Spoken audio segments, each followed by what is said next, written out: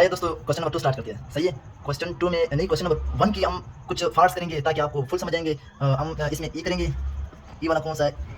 ए B C D E F. इसमें number of row मालूम करेंगे और नंबर ऑफ कॉलम्स मालूम करेंगे। मैंने आपको पहले बताया था कि ओरिजेंटल में सारी रो है और ओरिजेंटल में सारी रो है, वर्टिकल में कॉलम्स है।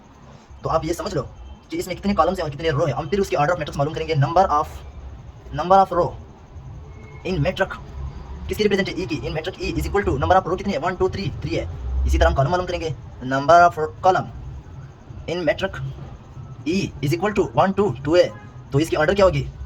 Order of matrix 3/2।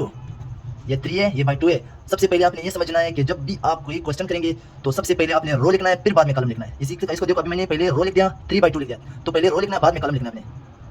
चलो क्वेश्चन नंबर 2 की तरफ आते हैं दोस्तों। कि क्वेश्चन नंबर 2 है which of the following matrix are equals. कौन सी मैट्रिक्स है यहाँ पे इक्वल्स है? जितनी भी क्वेश्चन दी हुई इसमें आपने ढूंढना है कि कौन सा मैट्रिक्स इक्वल है किसके साथ। तो हम पहले क्वेश्चन नंबर 1 करेंगे। इसका मतलब ए इज इक्वल टू यार, A is equal to start, A is equal to 3 हो गया। तो हम इधर ढूंढ लेंगे कि इसमें कौन सी मैट्रिक्स किसके साथ इक्वल है। तो ए के साथ हम 5 वाली इक्वल आ रहा है। हम देख लेंगे कि ए और सी की मैट्रिक्स देखेंगे, 5 - 2 ब्रैकेट्स। तो ए की हमें पता है कि इसकी 1 रो है और 1 कॉलम्स है। तो हम इसके पता करेंगे कि सी की कॉलम्स की क्या है। 5 2 माइनस कर देंगे, तो इसका मतलब है 5 2 माइनस कर दे 3 आ गया। जब 3 आ गया तो इसका मतलब है इसमें भी एक रो आ गया, इसमें कॉलम आ गया, तो दोनों इक्वल हो गए। तो इसका मतलब है ए इज इक्वल टू सी। बस इतनी ही आंसर है इसकी। सही है, इसमें आपने मालूम करना है कितने रो है कितने कॉलम्स है। तो ए सी की इक्वल हो गया। सही है, ओके। चलो दोस्तों बी की पार्ट की तरफ आते हैं। ये बी मैं करता हूँ और बाकी आपने ये जो क्वेश्चन है ये आपने खुद करने हैं ताकि आपकी प्रैक्टिस भी हो जाए। B is equal to 3 5 brackets. सही है, बी किसकी इक्वल है हम खुद इधर पता करेंगे कि बी किसकी इक्वल है। तो बी इसकी इक्वल नहीं है, इसकी इक्वल है, क्योंकि बी हम इधर पता करेंगे कि बी किसकी इक्वल है। बी यहाँ पे डी की भी इक्वल है। डी की वैल्यू क्या है? 5 और 3 है। और बी यहाँ पे किसकी इक्वल है? आई की भी इक्वल है। आई की वैल्यू हम लिखेंगे क्योंकि आई की वैल्यू क्या है? 3 + 2। इधर हम क्वेश्चन बाद में करेंगे, हम पहले सॉल्व करते हैं। आई इज इक्वल टू 3 आ गया, इन दोनों को जमा करके कितने आता है? 5 आता है। सही है, तो इसमें कितने रो है? ये कॉलम आ गया, ये रो आ गया। इसमें देखो, ये कॉलम आ गया, ये रो आ गया। इस क्वेश्चन में देखो, कॉलम आ गया, रो आ गया। तो 2 कॉलम 1 रो आ गया सब है। तो इसका मतलब है B is equal to I is equal to C D हो गया। तो इसका मतलब है बी आई की बी इक्वल है और डी की बी इक्वल है। Okay start. चलो दोस्तों क्वेश्चन नंबर 3 की तरफ चलते हैं। क्वेश्चन नंबर 3 में दिया हुआ है find the value of A and B and C and D which satisfied the matrix equations. दोस्तों ये क्वेश्चन ये कई बार बोर्ड में आया हुआ है, तो इसका मतलब है कि ये क्वेश्चन वेरी वेरी इंपॉर्टेंट है बोर्ड के लिहाज से। ये क्वेश्चन मैं करवा देता हूँ। तो a + c c - 1 a + 2d 4d - 6 bracket is equal to 0 - 7 3 2d। हम इस मैट्रिक्स को पहले इक्वल करेंगे। जो भी इस साइड पे वैल्यू है वो इस साइड की इक्वल होगी और जो भी इस साइड पे वैल्यू है वो इस साइड की इक्वल होगी। तो क्वेश्चन हम सबसे इक्वेशन बनाएंगे। a + c ये वैल्यू उठा लिया इज इक्वल टू किसकी है? 0 की है। ये वैल्यू ये मैं आपको एग्जांपल के तौर पर, मिसाल के तौर पर ये a ये भी a होगा, तो ये अगर b हो गया तो ये भी b हो गया। तो ये a नहीं, ये a + c is equal to 0 हो गया। हम इसको इक्वेशन 1 देंगे। सही है, तो अभी आगे ये हो गया a + 2b is equal to कितने हो गया? -7। तो b है, b को लिखेंगे -7, इसको हम इक्वेशन 2 देंगे। इक्वेशन हम बनाएंगे। थर्ड को देखिए, c - 1 is equal to c a है, तो इधर a उठाएंगे, 3 हो गया, इनको इक्वेशन 3 बना देंगे। बहुत ईजी है। 4d - 6 is equal to b है, तो हम इसकी b उठा देंगे, 2d हो गया, इनको इक्वेशन 4 करेंगे।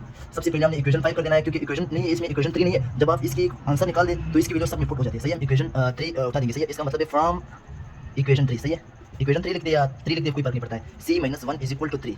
सही है, हमने इक्वेशन 3 उठा लिया। तो c इज इक्वल टू, इधर -1 है, जब इस माइनस इस साइड पे जाती है तो माइनस को प्लस में चेंज कर देते हैं, 3 + 1 आ जाएगा। सही है, तो c इज इक्वल टू 4 आएगा। तो हमने c की वैल्यू मालूम कर दिया। हम अभी d की वैल्यू मालूम करेंगे। d की क्या वैल्यू है? हम इधर इक्वेशन 4 फॉर्म उठाएंगे फ्रॉम इक्वेशन 4। सही है, तो क्वेश्चन d की वैल्यू हमने मालूम करना है 4d - 6 is equal to 2d। जब हम 4d को मालूम करेंगे, इधर -6 है तो ये इधर जाके प्लस हो जाएगा और ये प्लस इधर आके माइनस हो जाएगा, क्योंकि इसके साथ भी d है, इसके साथ भी d है। dd को साइड पे कर दे, 4d - 2d इधर प्लस इधर आके माइनस हो गया, इज इक्वल टू 6। 4d से 2d निकाल दे, 2d बनता है, is equal to 6। d is equal to 6/2, 2 3 6, तो d is equal to 3 answer आ गया। सही है, ये कटिंग हो गया। तो अब हम अभी ये क्वेश्चन के बाद हमने c मालूम कर दिया है और d भी मालूम किया। तो हम अभी पुट करेंगे, ये c की वैल्यू नहीं है, put the value of c is equal to 4 in equation 1। हमने इधर मालूम किया था c इज इक्वल टू 4, तो हमने यही वैल्यू उठा के इक्वेशन 1 में पुट कर दी। इक्वेशन 1 कौन सा है? ये इक्वेशन 1 दिया हुआ है, इक्वेशन 1 ये दिया हुआ है। तो हम क्वेश्चन c की मतलब इक्वेशन 3 की वैल्यू इस इक्वेशन 1 में पुट कर देते हैं। तो इक्वेशन 1 की वैल्यू क्या है? a + c is equal to 0 है। तो c की वैल्यू क्या है जब हम यहाँ पे पुट कर देते हैं? a + 4 is equal to 0। तो जब इधर प्लस है, इधर आके क्या हो जाएगा? माइनस हो जाएगा, a इज इक्वल टू -4 आ जाएगा। तो a की वैल्यू भी मालूम हो गया, सिर्फ एक रह गया बस। देखो मतलब हमने सी की वैल्यू भी मालूम किया, डी की वैल्यू भी मालूम किया, ए की वैल्यू भी मालूम किया, सिर्फ ए की वैल्यू बाकी है। हम ये क्वेश्चन नंबर 4, ये जो ए इज इक्वल टू -4 है, यहाँ हम उठा के a plus 2b is equal to -3 -7, इस वैल्यू हम इक्वेशन 2 में पुट करेंगे। हम लिखेंगे put the value of a is equal to -4 in equation 2, हम 2 में पुट करेंगे। हमने इधर सी की वैल्यू इक्वेशन 1 में पुट किया, सही है, ए की वैल्यू आ गया। हम इक्वेशन a की -4 है जो ये वैल्यू है, हम इक्वेशन 2 में पुट करेंगे। अब इक्वेशन 2 में कौन सा आंसर आता है, a plus 2b is equal to -7, ये कौन सा है, ये इक्वेशन 2 है। हम इस इक्वेशन 2 में अभी a की वैल्यू मालूम करेंगे, तो a इज इक्वल टू -4 है, तो इधर -4 में plus 2d is equal to -7 है, तो हम अभी -4 है, इधर -7 है, सही है, ये -7 इधर आके प्लस हो जाएगा, प्लस 7 इज इक्वल टू इधर 2d है, तो इधर प्लस इधर आके माइनस हो जाएगा, इज इक्वल टू -2d, सही है। तो 7 से 4 निकाल कितने निकलते हैं, मतलब इधर 3 आंसर आता है, क्योंकि प्लस में होगा, क्योंकि प्लस की वैल्यू ज़्यादा है, इसी वजह से प्लस में होगा, इज इक्वल टू -2d, या आप इस तरह भी लिख सकते हो -2d इज इक्वल टू 3, इस तरह भी लिख सकते हो, इसका d इज इक्वल टू -3/2, ये आंसर आ गया। यहाँ तक एंड हो रहा है दोस्तों। आपने अगर नोट करना है तो आप नोट भी कर सकते हो, मैं शुरू से इसको, ये देखो आप इसको नोट भी कर सकते हो, ये वीडियो है, अगर आपने पिक लेना है या नोट कर सकते हो।